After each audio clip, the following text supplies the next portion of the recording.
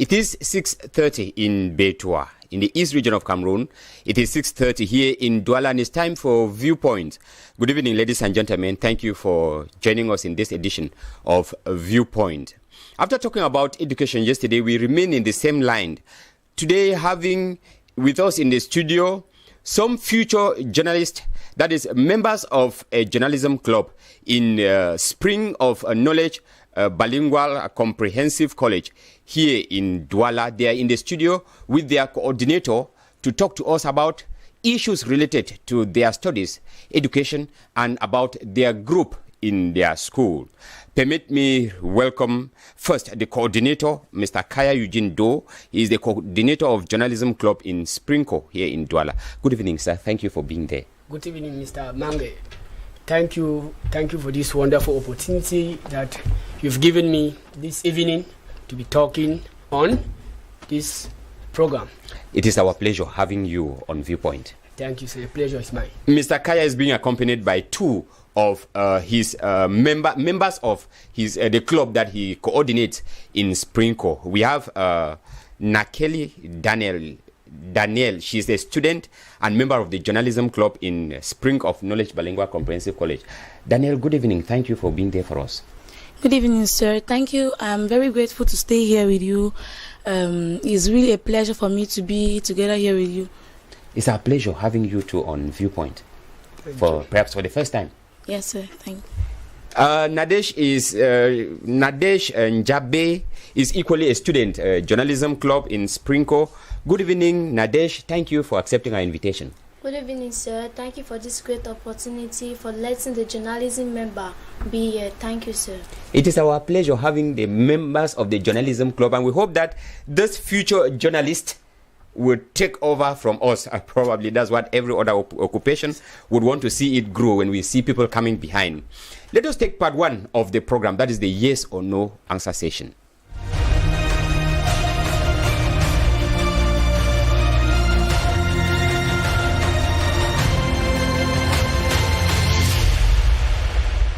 We begin part one with question one. Nadesh, I begin with you. Should parents give cell phones to their children? Yes, sir. Nadesh says yes, they should give cell phones to their children who are students. Daniel, what do you think? Should parents give cell phones to their children? Yes, I think it's a really good idea. Okay, that they should give them. I believe not because you are a student anyway. Let's take question two. Daniel, I'll begin with you. Should study groups among students be encouraged? Yes, sir. Study groups should be encouraged. Nadesh, what do you think? Should study groups be encouraged among students? Yes, sir. They should be encouraged. All right, they should be encouraged. Those were their views. Let us take part two of the program to hear them explain to us what they think.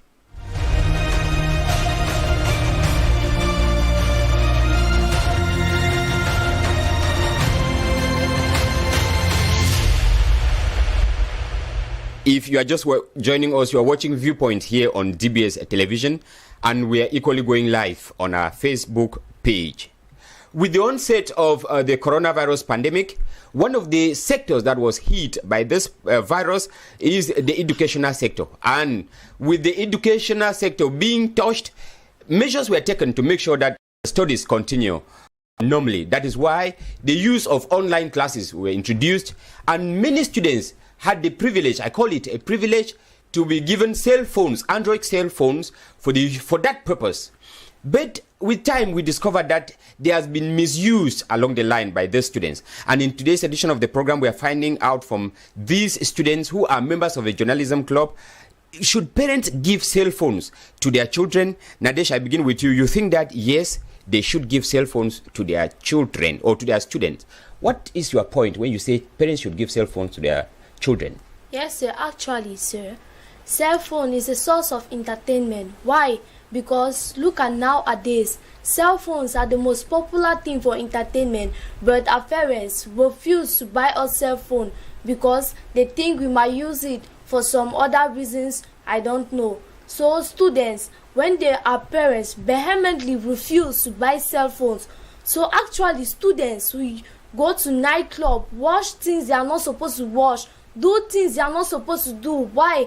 Because our parents refuse to buy us cell phones. It is often said learning without playing make just a dull boy. So I stand for the fact that cell phone to be given to children. Thank you. Now I'll come back with you, Nadesh. I will not let you go. Say parents should buy cell phones. Do you think that children go to nightclubs and watch films they are not supposed to watch because they don't have cell phones? Yes, sir, because when you have a cell phone, sir, you'll be playing games, playing music, but at times when you don't have a cell phone, you sit lonely in the house, you have nothing to do. Instead, to be studying your book, you'll be walking around, playing in the quarters, going to places. But if you have a phone, sir, you'll be on your phone, you'll be playing your music, watching your comedy, sir. Thank you. Okay, watching comedies. I think that if they would understand to maybe restrict themselves to watching comedies, and comedies that would be educative for that matter. Let's take what Daniel thinks. You think that parents should give cell phones to their children? Yes, sir, I think so. Yes, let's hear you out. The reason why I say parents should give cell phones to their students is simply because it serves as a source of information. What I mean is that it is often said that if you're not informed, you're deformed. So in our society today, the world has provided us with new technological cell phone. That is, we can go online, search out information. We can't be in a society where others are informed, and why us, the students, we are being permanently refusing from being informed. That is, I mean, our parents cannot put us aside. We are also part of the society, so we also have the right to use cell phones. Thank you, sir. But you know, when you talk of rights, right goes with responsibility, and you would realize that most of the malpractice that we have on our society comes from the fact that students they have cell phones. How would this parent be able to control you having a cell phone? Would you not be tempted to go watching pornographic sites and all sorts? Really, I think so. It's not that necessary to do all those things, because if a parent wants to offer to his or her child a phone, normally you need to teach your child on how to use the phone. You need to teach your child on how to behave well with it. You tell the child what not to watch on the phone, and you let the child have a good morality of the phone. Thank you. Okay, Nadesh, I come back to you. You say cell phones can be used like entertainment, kind of gadget. I think that in our homes we have televisions and radios which you can watch, but then having a cell phone, it goes with a cost. Who foots the bill of that cell phone? You don't work anything. How would you be able to have the data, the credit to communicate? Actually, sir, they might give us money to eat, or they can give us pocket allowance. So we can use 150 francs. We can transfer credit to put in our phone for a data. So, sir, actually, us ourselves will have the responsibility to put our credits, because our parents will not be there to put it for us, because it's our own right, sir. Thank you. Okay, but then I'll come back on the issue of misusing the phone. Of recent, we had cases here of pornographic, obscene gestures, students recorded with the cell phones because they had cell phones. Don't you think that the use of a cell phone, because you saw what the students did in Kribi, what they did in Yaoundé, what they did in Kumba, is it not like pushing you to do the same thing because you also have a cell phone? No, sir. Actually, sir, there are different types of students. There are some that they actually trust, they know good things, they have good morality, they do what's right and they know what's right and wrong, so they follow the right path, sir. If I'm a good student, I will not go to that site on Instagram, because I've not yet reached that age of going to those type of things to watch at. Thank you, sir. Okay, Daniel, when you look at when you hear your others classmates or other schoolmates or from other schools doing all those kind of Nadesh is saying, would you not be tempted to, like they did in Kribi, I also want to do it? Actually, no, sir, because as a good child, you already know what you're supposed to do and what you're not supposed to do. And as same as a good parent, you need to advise your child on how to live, what to do, and what not to do. So by all this, you will know if something is right for you to do or wrong. Someone like me, I can't do that things because I know that my parents have always advised me on what is right and what is wrong. And actually, I already know that what they are doing is wrong, so I will not be tempted to follow their steps. You can't follow what they are doing? Yes, sir. Okay. These are, I'll call it another breed of students that we need to emulate, because if students are able to withstand all this, to say that no, even though I have the cell phone in my hand, which is I can do what I want with it, but I'm compelled to use it for the right purpose. Mr. Kaya, I will come to you on this issue of cell phone. If you can raise one issue, the use of cell phone, apart from entertainment, seeking information, for the students? Thank you, sir. Thank you for this wonderful opportunity. Like my dear students have just said, I'm actually elated with their points. I'm happy. I will really tell you this. So if you are talking on cell phones, I will tell you that cell phones increase the knowledge and efficiency of students. Cell phones equally influence the results of students. Why am I trying to say this? With the new websites that the telephones have for today, a child can go online, research their work on the Google, maybe on Chrome or any other browsers that they can use. Yes, with this, you realize that gone are those days that students were compelled to learn just to focus just on what the teacher is giving the teacher can give or the society can give. Now we have been given the opportunity that you can go online, research information, which will come a long way to increase your level of understanding. Yes, sir. And equally, I want to seize this opportunity to say, we have been talking about the world being a global village. A global village. Yes, thank you, sir. We have been talking of the world being a global village. That, of course, is because of the cultural diversity. Yes, you realize that these telephones will give the child an opportunity to relate to other cultures. We learn what happened in the West.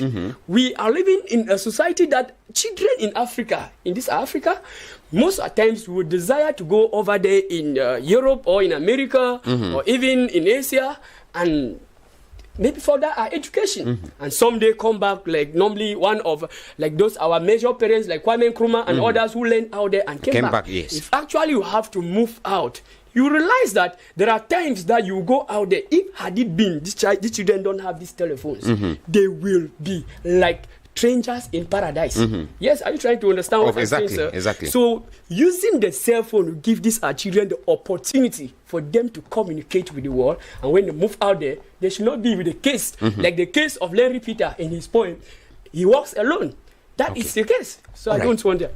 All right, we'll come back to talk about more on it. We'll take you and we'll come back in the second part. Let's take question 2 that we're talking about study groups, and we want to find out when students are getting up in, especially those in examination classes, there is always this temptation that they should get into groups and study, and we are trying to find out in this question 2 if group studies among students should be encouraged. Daniel, I'll begin with you. You think that it should be encouraged as a student, yes? Yes, sir. Why should you think that it should? There is always a saying that says 2 heads are more better than one. So I think the more reason why students should have study groups is just because when they are in these study groups, all the problems faced by the different students are being solved in no time. That is, they bring all their different ideas from the different students, they come together with and solve your problem. Just like I can say like you helping me and me helping you, they are exchanging ideas. If I don't know a subject, if I don't know something, let me say like I'm learning a particular subject and I don't understand that subject, you might help me. You who knows the subject, you might help me, and equally as I can also help you in a subject I know better than you. Now I want to find out from Nadesh. Nadesh, have you been in a study group? No, sir, actually, but I've learned many things about studying groups, sir, because it encourages students to think creatively and build on strong communication skills and encourage understanding and study material, sir. Why?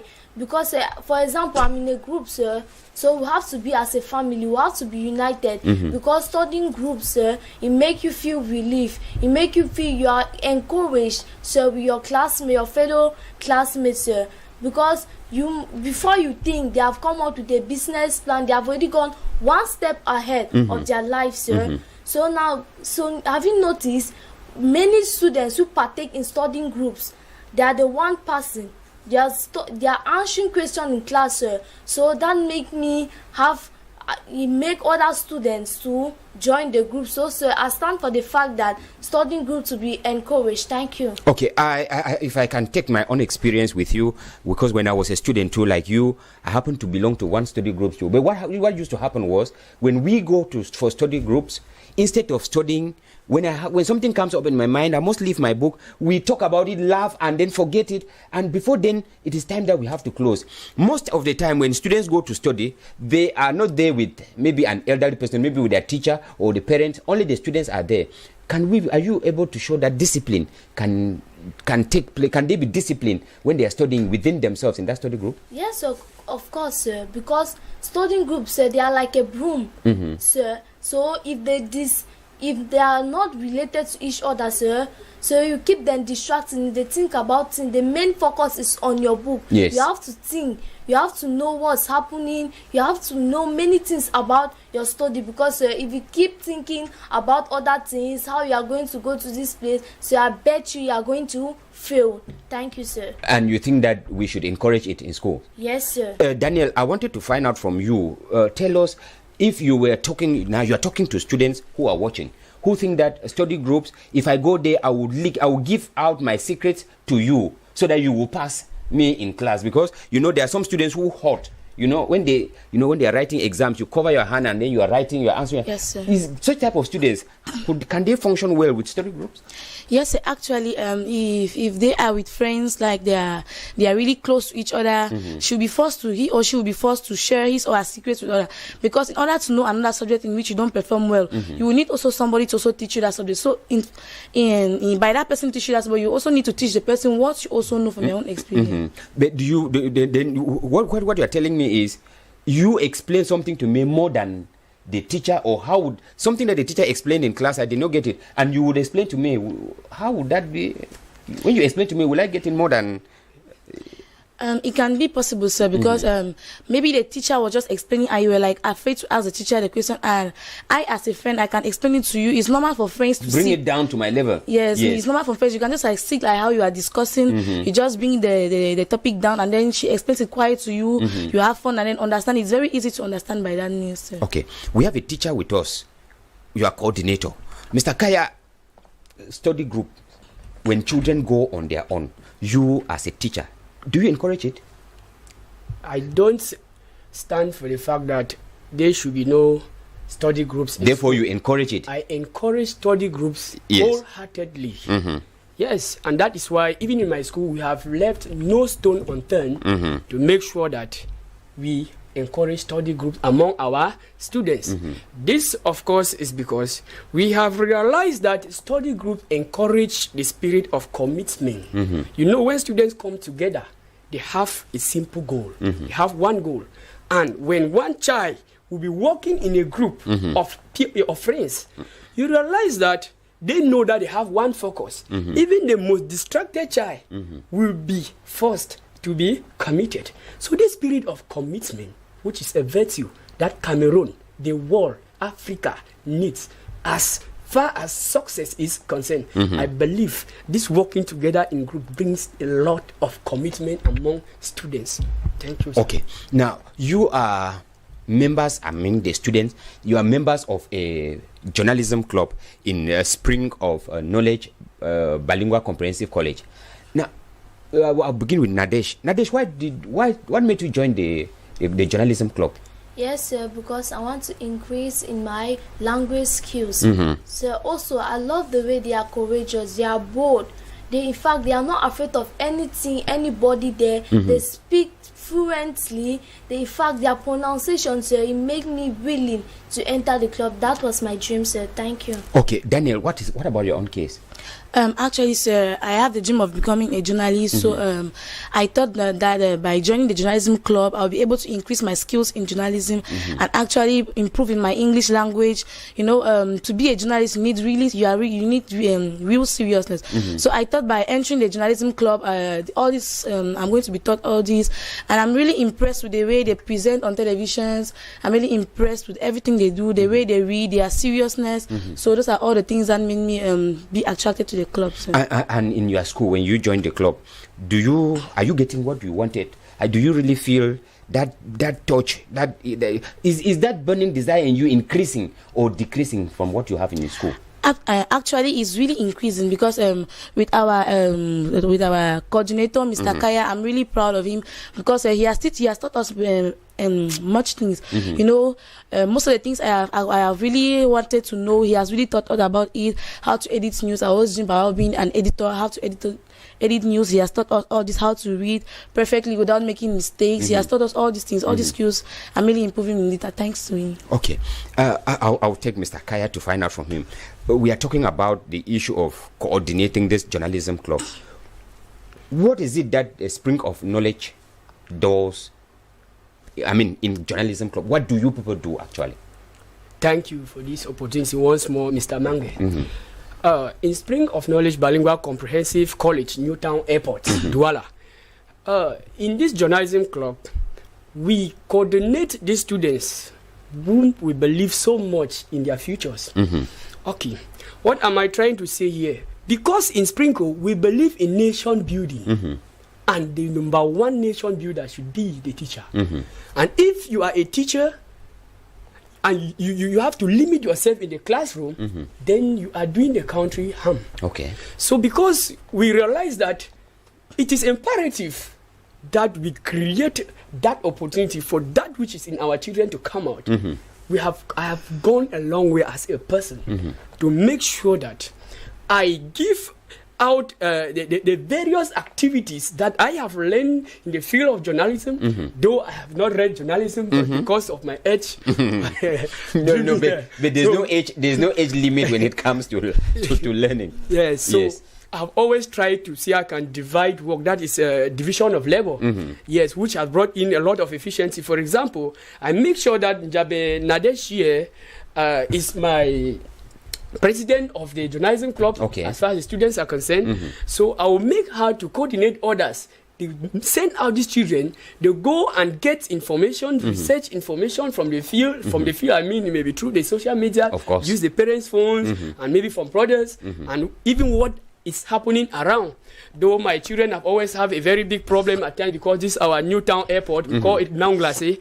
It's a quarter that always have power failure most at times. And so our children, some of them even lack the televisions in their houses to have had this opportunity to gather this information. So all what we focus more on is on how our children should be able to bring this information on their own, be able to present it, be able to get those skills that we get from journalists, both the presenters and the reporters. Okay, so let me take the president. Nadesh, how do you do the task of gathering information? Teacher, your coordinator says you people go out and do it. Besides that, what do you do again to get the information, and how do you verify that the information is correct? So at times I go on Mimimefor's page. I check on information, I check the dates, the time, when it happened, how it happened, who was there. In fact, I check the dates because us, the journalism members, we are like a family. So I can say we are reading news on Monday, so we'll come to school in the evening on Sunday, so that we might gather some pages. Our chief editor there, Daniela, is going to edit it. They will bring it to our father, Mr. Kaya Eugene, to first check the news before it's being read to our students. Thank you, sir. Okay, let's take the chief editor, Daniel. Daniel, when you are editing the news, what are the techniques? How did you get the techniques to edit the news? Because the term itself, the editor of the journalism, or of course, of the news in Sprinkle, yes. How did you get the techniques? Sir, actually our coordinator, he has taught me exactly how to edit the news. By the way, he has first of all told me that if you want to edit a news, you must be sure about the date it happened, the time, where, what, and the name of the person, what happened actually before the fight. So I apply this thing on the news I see on my face before me, and I use it to edit the news. And with the help of other like the other members of the group, other members of the group, like the presidents and the vice president, all of, we try to come together, edit. They help me, we edit the news, and actually our teacher also helps us to edit the news. And if I find difficulties in editing the news, I simply go online, look for the page. I look for the page. Actually, online the page is already been edited. So just look for the page and then see the different errors that they made in the paper, and then try now to next time to be able to edit the news. Thank you, sir. And you present the news every Monday? Yes, sir. To your students? Yes, sir. Okay, let us take the coordinator, Mr. Kaya. How helpful has the school been to this group? I mean, Sprinkle. Thank you, sir.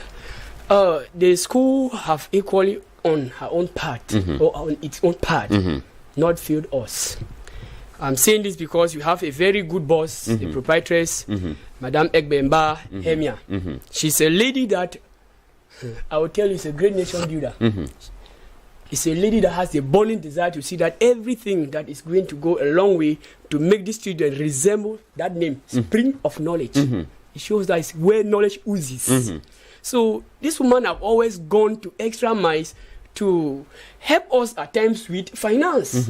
There are moments that these children need to be encouraged. She will come at times, throw money at them, just based on what? To make sure that boost their morals and encourage the students.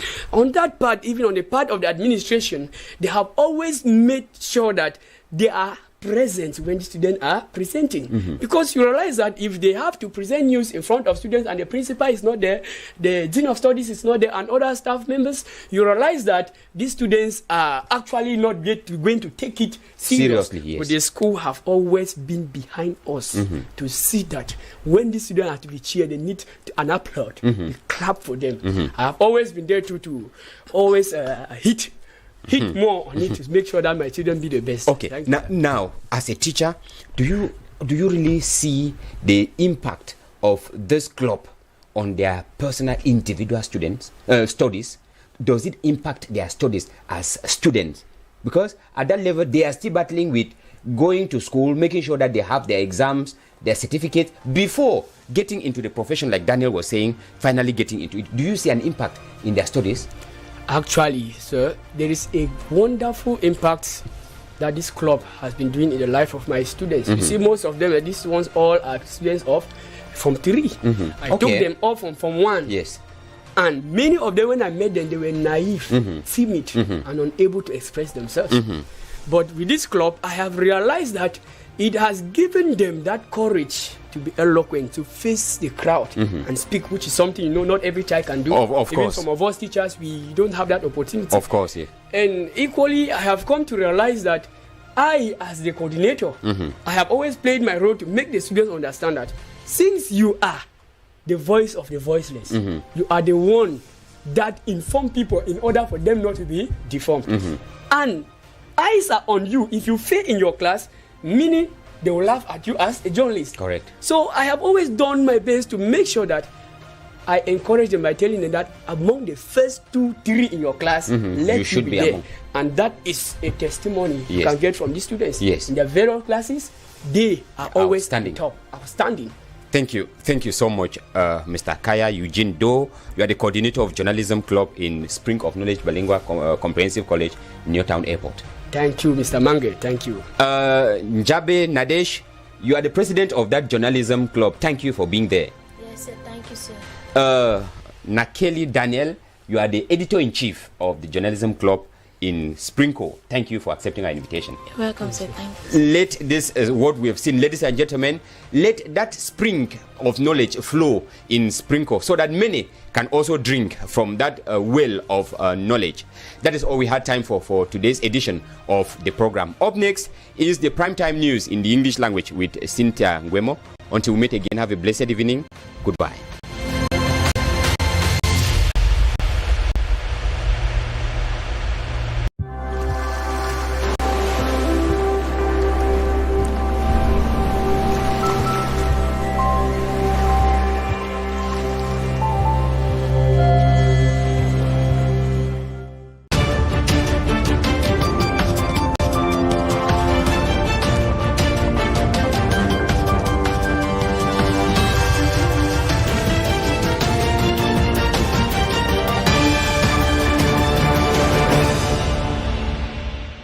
Welcome to the news on DBS Television, ladies and gentlemen, and especially thanks for joining us. Before we get into the details of this newscast, first the headlines.